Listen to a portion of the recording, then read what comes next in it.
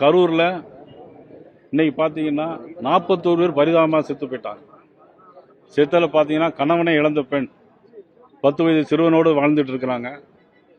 அந்த 10 வயது சிறுவனும் அந்த இடத்துல இறந்து போகிறாங்க. அந்த தாய் தனியாக நிற்கிறாங்க. இப்படி கொடூரமான செயல்கள் நிறைய. யார் கரண்ட் ஆஃப் பண்ணது? யார் செருப்பு தூக்கி வீசினாங்க? காவல்துறை என்ன செஞ்சிட்டு இருந்தது? ஏன் இவர்கள் கேட்ட இடத்துல பெர்மிஷன் கொடுக்கல?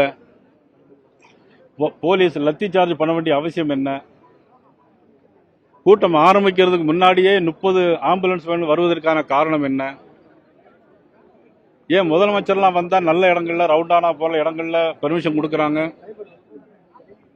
இவர்களுக்கு மட்டும் ஏன் அந்த இடத்துல பெர்மிஷன் தரல? இதையெல்லாம் அவங்க சீர்தூக்கி பார்க்கணும்.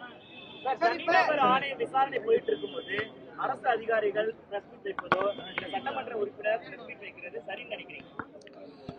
நிச்சயமா சரியில்லை தான். நீங்கெல்லாம் வந்து கேட்கும்போது நாம பதில் சொல்றேன். நானா வந்து கேட்கல.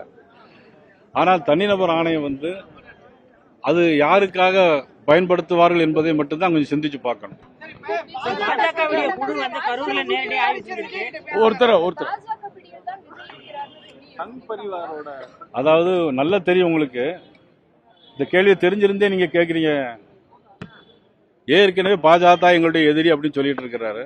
எங்களை விமர்சனம் பண்ணி பேசிட்டு இருக்காரு. இந்த இடத்துல எப்படி நாங்கள் எங்களுடைய பிடியில் எப்படி அவர் இருக்க முடியும்?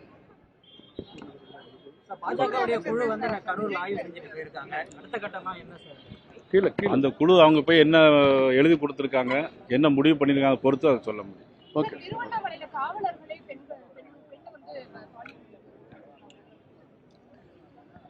இது ஏதோ இன்னைக்கு நேற்று நடந்த சம்பவம் இல்லை. அது என்னைக்கு திமுகவுடைய ஆட்சி வந்த காலத்திலிருந்து வேலியே பயிரை மேய்ந்தால் போல காவல்துறை காமுகர்கள் நிறைய பேர் இருக்காங்க தமிழ்நாட்டில்.